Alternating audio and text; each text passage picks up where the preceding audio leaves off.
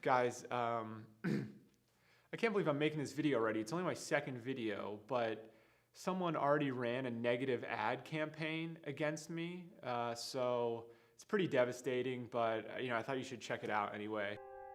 Who is Charlie Baldwin? 6 years ago, he said he wasn't voting. He even posted this status on Facebook and started the failed hashtag #KeepInTheVote. But in November 2018, records show that he did vote, and this wouldn't be his only flip-flopping. In 2011, he started a program in integrated business and engineering. Then in 2013, switched to environmental studies. Then he switched again in 2015 to get a business degree. Think that's all? He used to say positive things about steaks, hamburgers, and roast beef all the time. But now, when it comes to meat, he uses phrases like bad for the environment and not conducive for meditation. Who is the real Charlie Baldwin? We ran an investigation and found out that isn't even his real name. His real name is Charles, but now he wants you to call him Charlie. Charlie Baldwin, a name you can trust? I know, uncalled for, am I right? I'm ridiculous. But I am very fascinated about how our beliefs change over time. Because I think it tells us a lot about us as humans and how we develop and how we evolve. It's fascinating to look into where our beliefs come from. A lot of them come from the environment that we grew up in, or sometimes our beliefs are the reaction to or the rebellion to that belief system that we grew up in. Back to Disney movies. So in one of my favorite movies, Frozen, have you ever heard of it? Okay.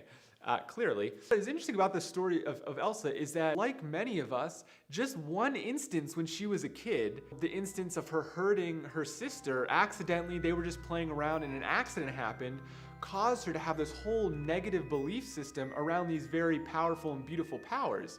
And like a lot of us, just certain things that happened to us when we were a kid or as a teenager or even as an adult, these small things that happened to us that traumatized us in a certain way, they can allow us to form all these unhelpful belief systems, all these belief systems that don't actually serve us. In the last video I made, we talked a little bit about characters, developing from their season 1 version or beginning of the movie version to their end of the movie version, and to kind of, be okay with whatever character you are at that moment in time. But it's interesting to look into how those characters actually evolve from season 1 to season 3. And Elsa in Frozen is such a great example of a character development. One way to look at her character development is from these changing beliefs. She went from believing these powers were bad and shouldn't be looked at to, wow, these powers with just a hint of love in the heart can be a beautiful thing. And in these movies, a lot of these situations that they encounter, these trying and difficult situations that, make the plot interesting and the movie interesting, those tough situations are what forces the character to drop those beliefs and to evolve into a new set of beliefs. I think we've all kind of seen this in our lives to some degree. One of the clear instances in my life that this has happened, I remember one Saturday morning, late in high school, I was sitting on the floor in my room, and it was after a night of, I was doing what I normally was doing at that time on weekends. That involved some substances that, were, to bring me some pleasure and some enjoyment. But I remember sitting on the floor in my bedroom that next morning realizing, I don't know how to make myself happy. I was just realizing that the patterns that I had developed and the tendencies that I was moving forward in my life with were not going to bring me sustainable happiness. That was a big moment for me to realize, to come to this space of I don't know. Looking back, some of the belief systems that I had that led me to that discontented state was I had this belief that it was kind of subtle, but I really thought that I was really only here to gain as much pleasure as I could from life. I was here to just enjoy whatever, immediate pleasures that I had. If there was something pleasurable in front of me, if there was something, that was exciting to do, I should just do it. Another subtle belief that I remember having at that time that led me to this state of discontent, I really strongly believed that I knew everything there was interesting to know about religion and the Bible, and a lot of the stuff wasn't even good, and there wasn't really any use for it in my life.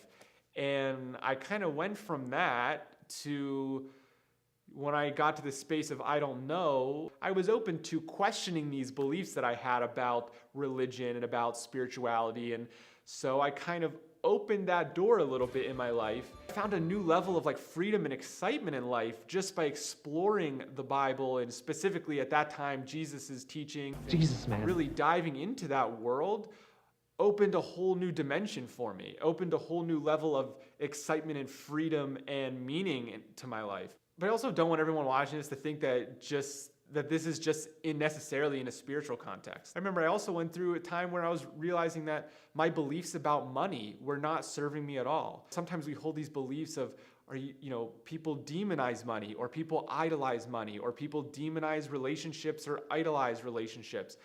And I kind of wanted to make this video to not only remind myself of the importance of periodically coming back to that space of I don't know and the wonder that that brings, but also kind of encourage others to look at what beliefs are serving you and which ones aren't serving you. These are things that are fascinating to look into for me. I would be really interested for this video in particular if there was any belief systems that you held that changed over time, or maybe you notice of some limiting beliefs that were holding you back at one point in your life. I'd be super interested for some people to share those either in the comments or the messages or DMs.